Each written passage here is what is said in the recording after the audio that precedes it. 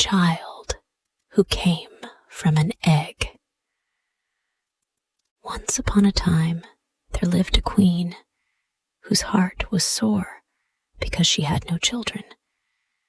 She was sad enough when her husband was at home with her, but when he was away, she would see nobody, but sat and wept all day long. Now it happened that a war broke out with the king of a neighboring country, and the queen was left in the palace alone. She was so unhappy that she felt as if the walls would stifle her. So she wandered out into the garden and threw herself down on a grassy bank under the shade of a lime tree. She had been there for some time when a rustle among the leaves caused her to look up, and she saw an old woman limping on her crutches towards the stream that flowed through the grounds. When she had quenched her thirst, she came straight up to the queen and said to her, "Do not take it evil, noble lady, that I dare to speak to you, and do not be afraid of me, for it may be that I shall bring you good luck." The queen looked at her doubtfully and answered, "You do not seem as if you had been very lucky yourself, or to have much good fortune to spare for anyone else. Under rough bark lies smooth wood and sweet kernel," replied the old woman. "Let me see your hand, that I may read the future." The queen held out her hand, and the old woman examined its lines closely. Then she said, "Your heart is heavy with two sorrows, one old and one new. The new sorrow is for your husband, who is fighting far away from you. But believe me, he is well and will soon bring you joyful news. But your other sorrow is much older than this. Your happiness is spoiled because you have no children." At these words, the queen became scarlet and tried to draw away her hand. But the old woman said, "Have a little patience, for there are some things I want to see more clearly." "But who are you?" asked the queen, "for you seem to be able to read my heart." "Never mind my name," answered she, "but rejoice that it is permitted to me to show you a way to lessen your grief. You must, however, promise to do exactly what I tell you, if any good is to come of it." "Oh, I will obey you exactly," cried the queen, "and if you can help me, you shall have in return anything you ask for." The old woman stood thinking for a little. Then she drew something from the folds of her dress, and, undoing a number of wrappings, brought out a tiny basket made of birch bark. She held it out to the queen, saying, "In the basket you will find a bird's egg. This you must be careful to keep in a warm place for 3 months, when it will turn into a doll. Lay the doll in a basket lined with soft wool and leave it alone, for it will not need any food, and by you will find it has grown to be the size of a baby. Then you will have a baby of your own, and you must put it by the side of the other child and bring your husband to see his son and daughter. The boy you will bring up yourself, but you must entrust the little girl to a nurse. When the time comes to have them christened, you will invite me to be godmother to the princess. And this is how you must send the invitation. Hidden in the cradle, you will find a goose's wing. Throw this out of the window, and I will be with you directly. But be sure you tell no one of all the things that have befallen you. The queen was about to reply, but the old woman was already limping away, and before she had gone 2 steps, she had turned into a young girl who moved so quickly that she seemed rather to fly than to walk. The queen, watching this transformation, could hardly believe her eyes, and would have taken it all for a dream, had it not been for the basket which she held in her hand. Feeling a different being from the poor sad woman who had wandered into the garden so short a time before, she hastened to her room and felt carefully in the basket for the egg. There it was, a tiny thing of soft blue with little green spots, and she took it out and kept it in her bosom, which was the warmest place she could think of.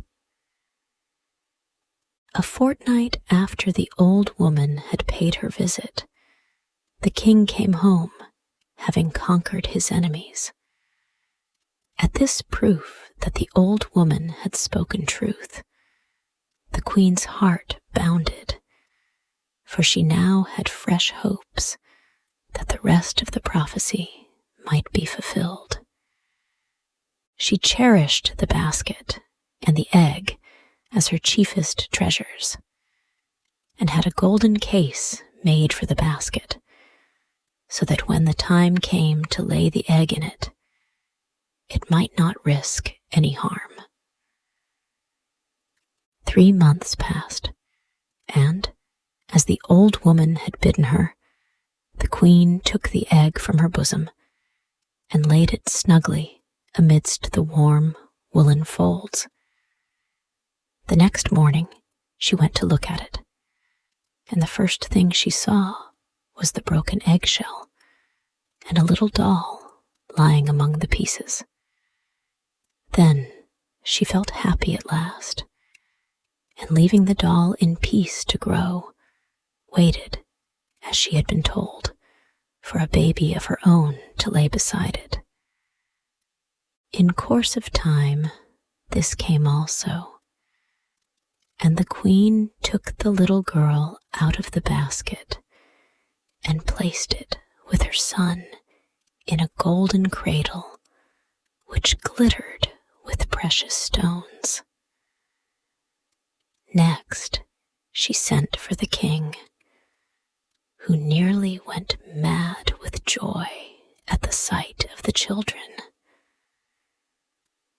Soon there came a day when the whole court was ordered to be present at the christening of the royal babies, and when all was ready, the queen softly opened the window a little and let the goosewing fly out.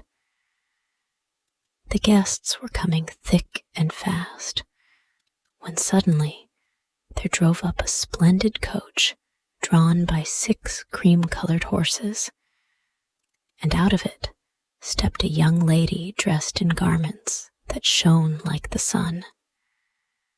Her face could not be seen, for a veil covered her head, but as she came up to the place where the queen was standing with the babies, she drew the veil aside, and everyone was dazzled with her beauty. She took the little girl in her arms, and holding it up before the assembled company, announced that henceforward it would be known by the name of Dotterine. a name which no one understood but the queen, who knew that the baby had come from the yolk of an egg. The boy was called Willem. After the feast was over and the guests were going away, the godmother laid the baby in the cradle and said to the queen, "Whenever the baby goes to sleep, be sure you lay the basket beside her and leave the eggshells in it. As long as you do that, no evil can come to her. So guard this treasure as the apple of your eye and teach your daughter to do so likewise." Then, kissing the baby 3 times, she mounted her coach and drove away. The children throve well, and Dotterine's nurse loved her as if she were the baby's real mother. Every day the little girl seemed to grow prettier, and people used to say she would soon be as beautiful as her godmother. But no one knew, except the nurse, that at night, when the child slept, a strange and lovely lady bent over her. At length, she told the queen what she had seen, but they determined to keep it as a secret between themselves. The twins were by this time nearly 2 years old when the queen was taken suddenly ill.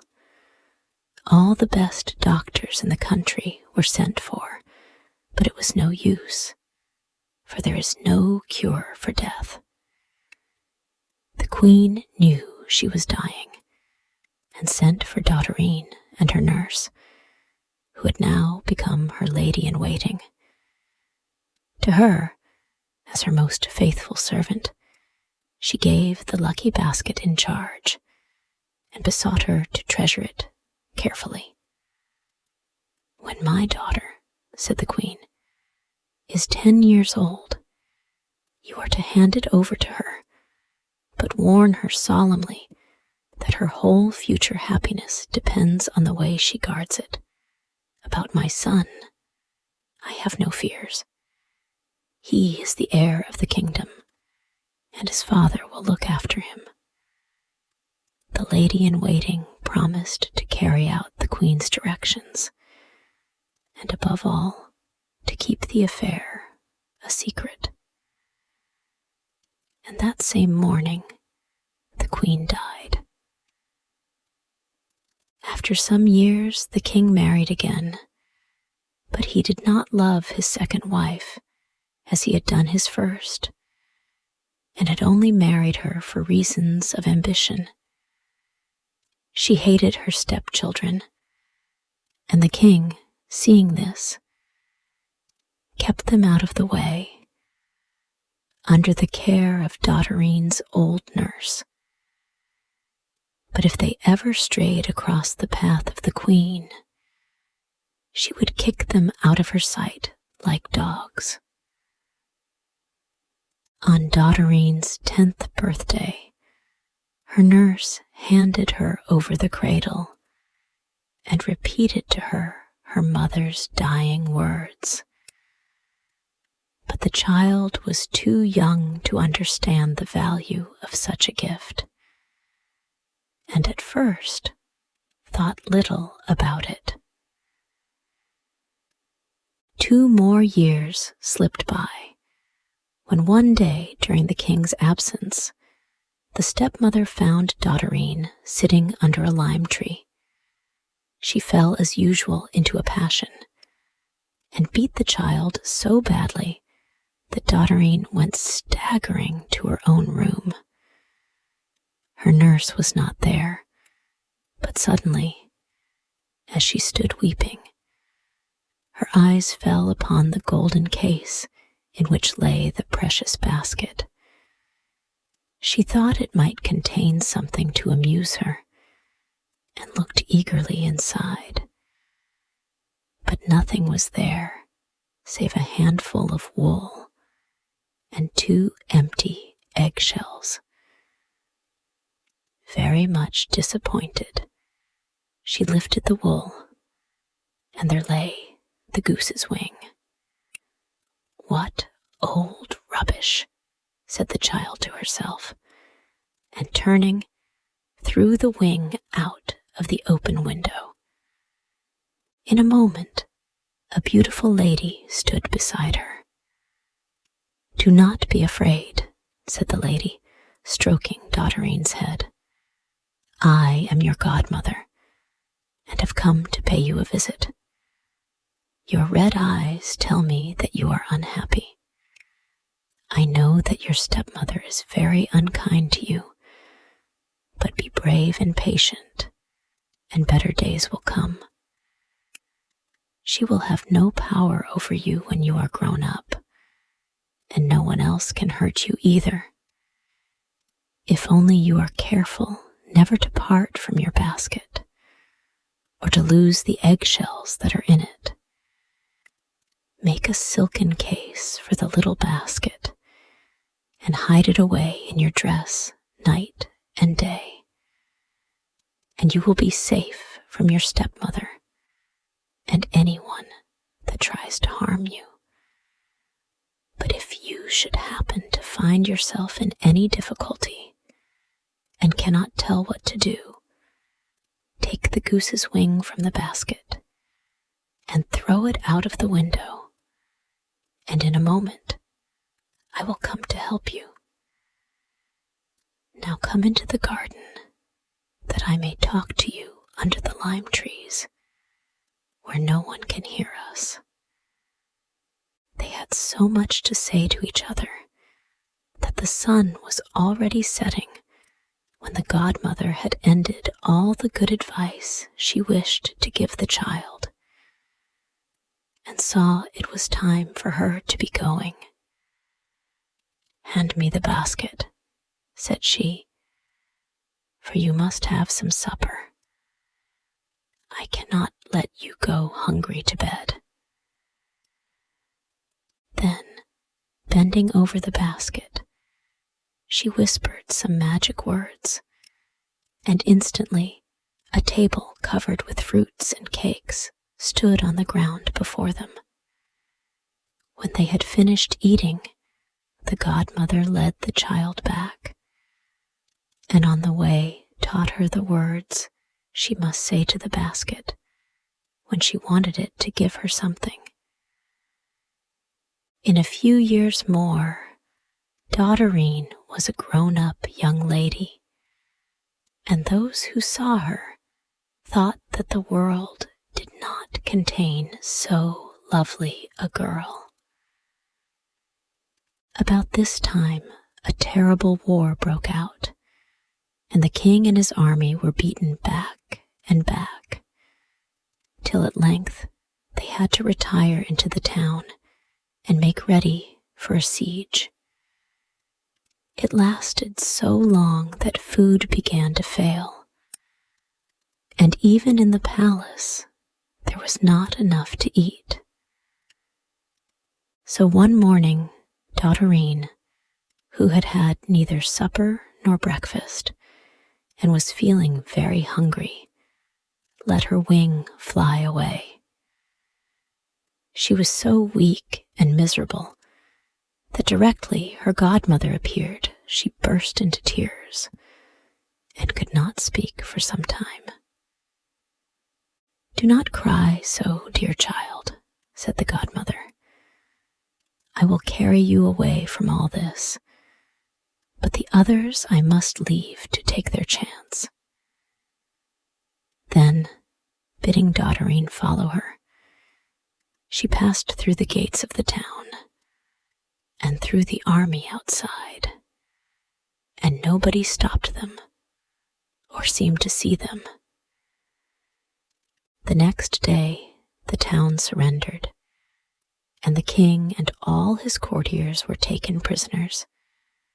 But in the confusion, his son managed to make his escape. The queen had already met her death from a spear carelessly thrown. As soon as Dotterine and her godmother were clear of the enemy, Dotterine took off her own clothes and put on clothes like a farmer, and in order to disguise her better, her godmother changed her face completely. When better times come, her protectress said cheerfully, and you want to look like yourself again, you have only to whisper the words I have taught you into the basket, and say you would like to have your own face once more, and it will be all right in a moment. But you will have to endure a little longer yet. Then, warning her once more to take care of the basket, the lady bade the girl farewell. For many days, Dotterine wandered from one place to another without finding shelter, and though the food which she got from the basket prevented her from starving, she was glad enough to take service in a peasant's house till brighter days dawned. At first, the work she had to do seemed very difficult, but either she was wonderfully quick in learning, or else the basket may have secretly helped her. Anyhow, at the end of 3 days, she could do everything as well as if she had cleaned pots and swept rooms all her life. One morning, Dotterine was busy scouring a wooden tub when a noble lady happened to pass through the village. The girl's bright face, as she stood in the front of the door with her tub, attracted the lady, and she stopped and called the girl to come and speak to her. "Would you not like to come and enter my service?" she asked. "Very much," replied Dotterine, "if my present mistress will allow me." "Oh, I will settle that," answered the lady. And so she did. And the same day they set out for the lady's house, Dotterine sitting beside the coachman. 6 months went by, and then came the joyful news that the king's son had collected an army and had defeated the usurper who had taken his father's place. But at the same moment, Dotterine learned that the old king had died in captivity. The girl wept bitterly for his loss, but in secrecy, as she had told her mistress nothing about her past life. At the end of a year of mourning, the young king let it be known that he intended to marry, and commanded all the maidens in the kingdom to come to a feast, so that he might choose a wife from among them. For weeks, all the mothers and all the daughters in the land were busy preparing beautiful dresses and trying new ways of putting up their hair, and the 3 lovely daughters of Dotterine's mistress were as much excited as the rest. The girl was clever with her fingers and was occupied all day with getting ready their smart clothes. But at night, when she went to bed, she always dreamed that her godmother bent over her and said, "Dress your young ladies for the feast, and when they have started, follow them yourself. Nobody will be so fine as you." When the great day came, Dotterine could hardly contain herself, and when she had dressed her young mistresses and seen them depart with their mother, she flung herself on her bed and burst into tears. Then she seemed to hear a voice whisper to her, "Look in your basket, and you will find in it everything that you need.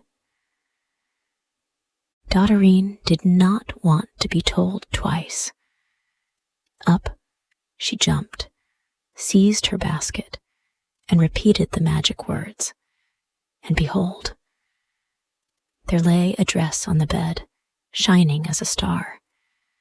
She put it on with fingers that trembled with joy, and, looking in the glass, was struck dumb at her own beauty. She went downstairs, and in front of the door stood a fine carriage, into which she stepped, and was driven away like the wind. The king's palace was a long way off, yet it seemed only a few minutes before Dotterine drew up at the great gates. She was just going to alight when she suddenly remembered she had left her basket behind her. What was she to do? Go back and fetch it, lest some ill fortune should befall her, or enter the palace and trust to chance that nothing evil would happen. But before she could decide, a little swallow flew up with the basket in its beak, and the girl was happy again. The feast was already at its height, and the hall was brilliant with youth and beauty, when the door was flung wide and Dotterine entered, making all the other maidens look pale and dim beside her. Their hopes faded as they gazed, but their mothers whispered together, saying, "Surely this is our lost princess." The young king did not know her again, but he never left her side, nor took his eyes from her. And at midnight, a strange thing happened. A thick cloud suddenly filled the hall, so that for a moment all was dark. Then the mist suddenly grew bright, and Dotterine's godmother was seen standing there. "This," she said, turning to the king, "is the girl whom you have always believed to be your sister, and who vanished during the siege. She is not your sister at all, but the daughter of the king of a neighboring country, who was given to your mother to bring up, to save her from the hands of a wizard." Then she vanished, and was never seen again, nor the wonder-working basket either. But now that Dotterine's troubles were over, she could get on without them, and she and the young king lived happily together till the end of their days. And now this story ends. Hey, thank you so much for listening to the whole story. If you liked this story and want to thank me for creating this story, then you can buy me a cup of tasty coffee. Just join our YouTube channel and be an official member of our family to support us for making even more interesting story videos for you every day. You know, it takes a lot of effort, research, and money to find and buy premium contents, and to writing, creating, editing, organizing, and publishing every single video, which could melt your hearts, or could be one of the most interesting stories of all time. So, hit the like button to save this video. And most importantly, subscribe to our YouTube channel to learn English by watching super interesting English stories every day. Thank you.